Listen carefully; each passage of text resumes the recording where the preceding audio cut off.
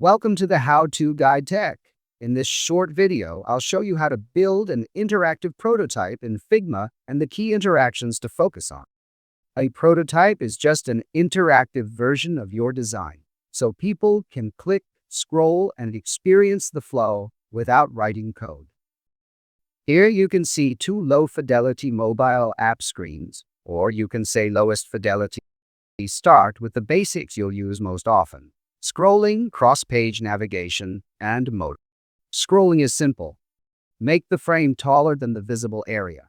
Add the content if you want, and if you have elements that should stay fixed, like this bottom menu, select them and set their position to fixed in the Prototype tab. Make sure to change the constraint to the bottom in design mode.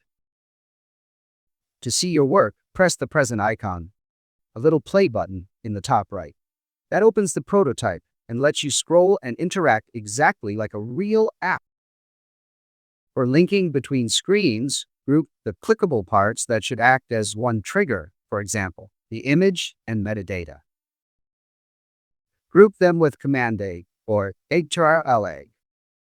Then in the Prototype tab, drag the connector from the group to the destination screen. By default, this creates an on-click trigger that navigates to the new page, which is the interaction you'll use most of the time. But if it is not, then set the trigger to on-tap an action to navigate to. If you prefer, you can add the same interaction from the Prototype panel by clicking the plus icon and choosing the action and destination manually.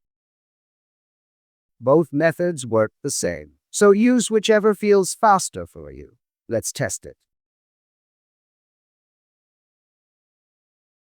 Working fine.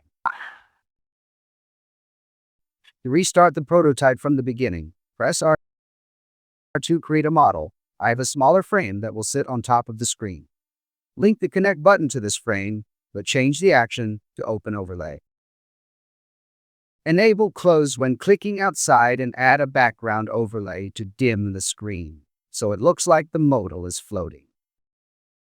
Play the prototype to check the animation and make sure tapping outside closes it. Testing on a phone gives you a much better feel for the experience. Install the Figma app on your device and open the prototype there. It helps you spot interaction or spacing issues that feel different on a touchscreen. If you find this video helpful, please like it and subscribe to my channel.